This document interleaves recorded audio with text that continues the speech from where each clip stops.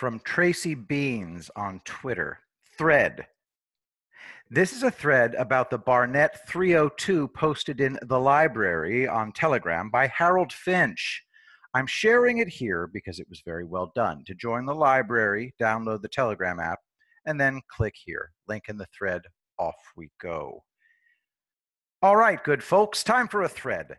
Thank you to Technofog for posting this link to the FBI DOJ FD 302 of FBI Special Agent William Barnett's interview by U.S. Attorney John Jensen, Jeff Jensen of the Eastern District of Missouri. It should be noted that United States Attorney Jensen of the Eastern District of Missouri was assigned to review Crossfire Razor, the Flynn investigation, for criminal activity and misconduct. This FD 302 was released to General Flynn's lawyer, Sidney Powell, as part of this ongoing investigation. From scribd.com, Flynn filing 9/24/2020, link in the thread. Within the first opening paragraphs of this FD 302, bombs are already falling. Big bombs. The first here is something I've discussed at length with Tracy Beans. The use by FBI and DOJ personnel of Microsoft Lync Instant Messenger. The internal agency's servers are subject to backups and archiving. In other words, Jensen and other investigators working with him likely have recovered huge conversations among all the parties. They could wipe their phones, but they cannot wipe out the Lync conversations. By the way, those are official government records, and they are subject to Freedom of Information Act requests, FOIA. The second major disclosure is that from the beginning, Special Agent Barnett saw the entire Crossfire Hurricane case as, quote, supposition on supposition. In other words, mythical conspiracy theories being chased down in the never-ending effort to get Trump. Wait a sec. So Strzok personally assigns Special Agent Barnett to the Crossfire Hurricane investigation, but he doesn't have access to the case files? He's the case agent on Crossfire Hurricane, the sub-investigation into Flynn. But he has to get case files from an analyst? They weren't very serious about this investigation at this point. He even calls it unclear and disorganized. Barnett also notes the predication for opening the case is weak at best. The weak predication, use of national security letters to get around not having subpoena power or warrants, is not legitimate from the start. Special Agent Barnett states up front this was treading lightly due to upcoming investigation. They wanted to get dirt to help Hillary win, but not get caught interfering. On the day of the election, Special Agent Barnett and FBI CI analyst number 1 have a blunt discussion and conclude they don't understand the point of this investigation and believe it's a waste of time. In other words, the people on the case looking at it objectively see no point to it. That's because the objective was to interfere in the election, not to protect national security. National security was nothing more than a pretext to do it, an excuse. Another bombshell. Usually, special agents who are case officers have the authority to close their own cases. Crossfire Razor was different. Only HQ had that authority, not the case agent. Comey and McCabe were the ones making that decision. Further into this screenshot, Barnett states it had become more complex because Trump won and Flynn was going to be national security advisor.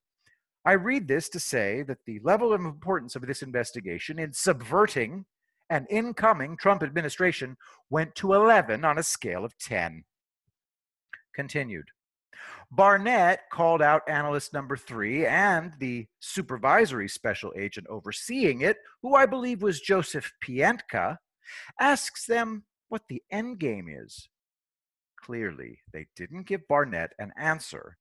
Barnett suggests interviewing Flynn to get to the heart of the matter.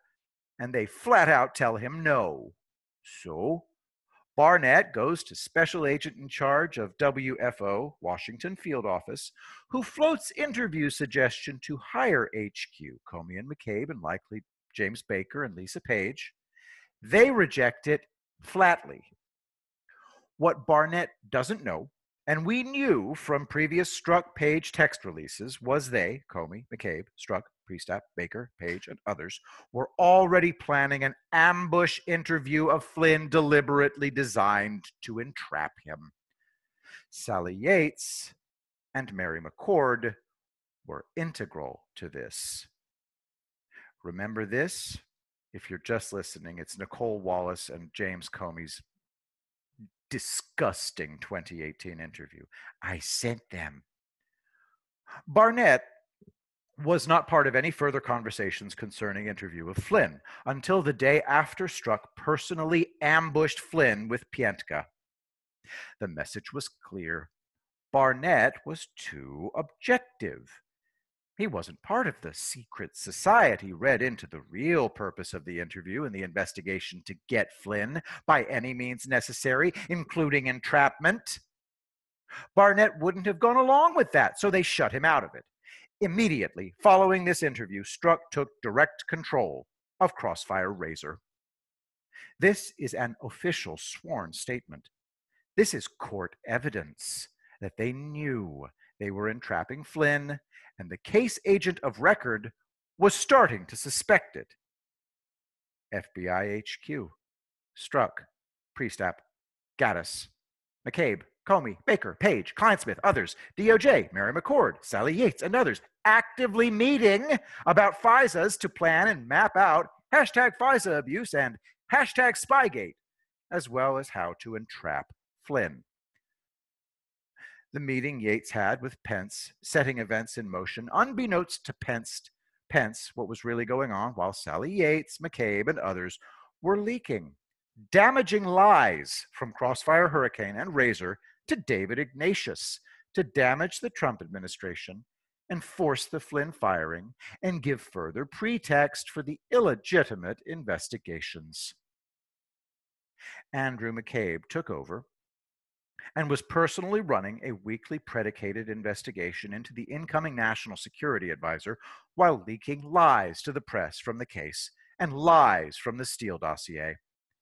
This is damning, especially when you understand that McCabe had a personal vendetta against General Mike Flynn. See below for context.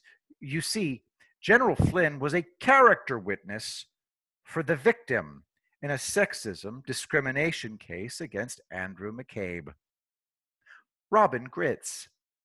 See this story about supervisory special agent Gritz and how General Flynn stood up for her as McCabe destroyed her career for speaking out. It gives you the motive for McCabe going after Flynn. It was personal.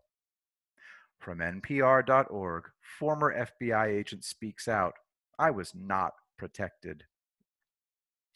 McCabe made no secret of it either. Quote, first we fuck Flynn, then we fuck Trump. FBI Deputy Director Andrew McCabe. Thomas Paine of True Pundit had sources inside the FBI who detailed the motive behind Crossfire Razor in detail. From TruePundit.com. Exclusive. FBI's own political terror plot. Deputy Director and FBI brass secretly conspired to wage coup against Flynn and Trump. Fast forward.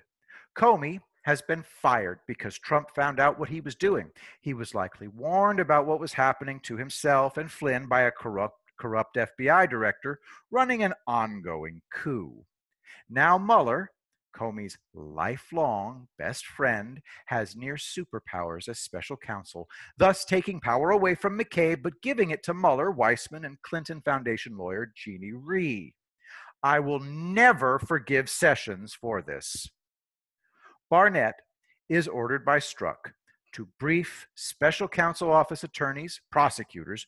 Rhee interrupts, challenges, makes it clear Rhee has one purpose: get Flynn on something, anything, At this point, it probably dawns on Barnett what this is, and he goes over her head to primary special counsel's office attorney number 1, Weissman, and says he wants off the case. Barnett knows this is a political operation, not a real case. That first sentence, Rhee was obsessed with Flynn and Russia and had an agenda. Barnett flat out refused to work with her. He wanted nothing to do with her.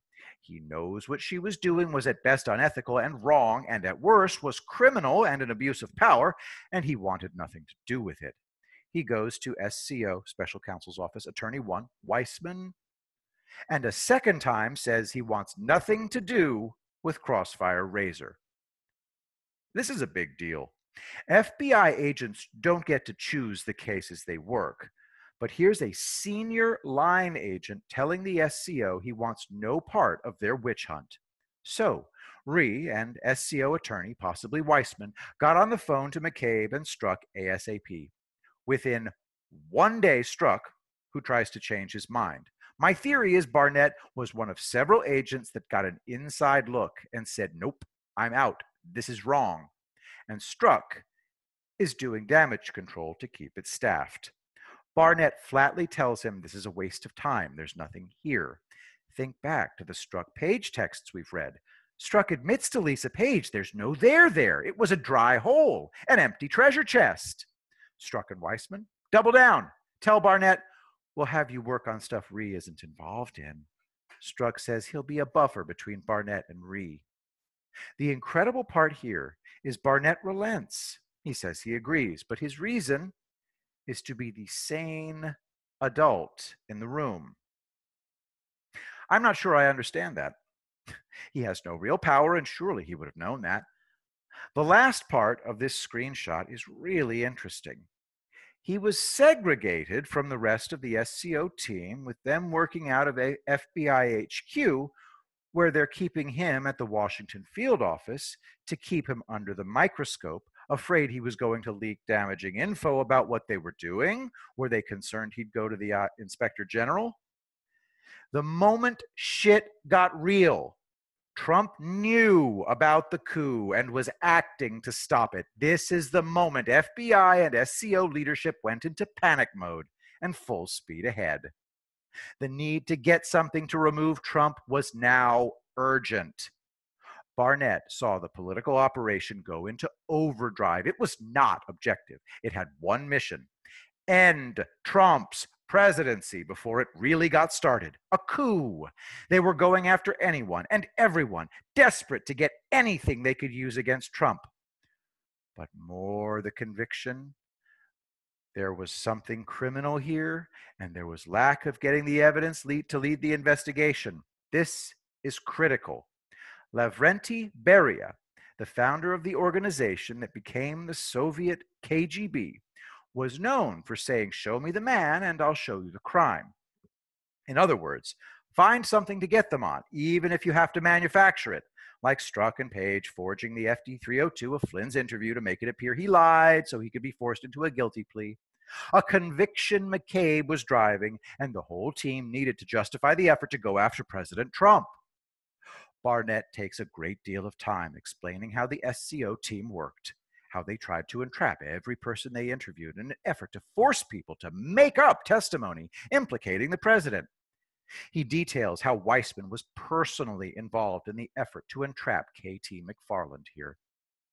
Barnett, at one point during the investigation of McFarland, is threatened with removal because his efforts at getting to the truth are directly negating the SCO prosecutor's efforts to entrap her and get her to, quote, compose, to invent incriminating testimony against the president to save herself from the entrapment.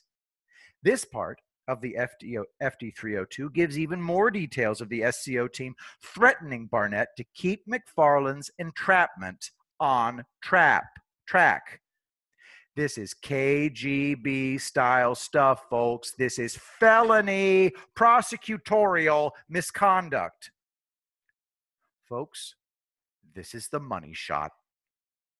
Crossfire Hurricane was never ever about safeguarding national security, as Comey, McCabe, Strzok, Baker, and Page all testified under oath before Congress. It was only about turning the entire federal law enforcement and intelligence communities against political enemies to remove them from power.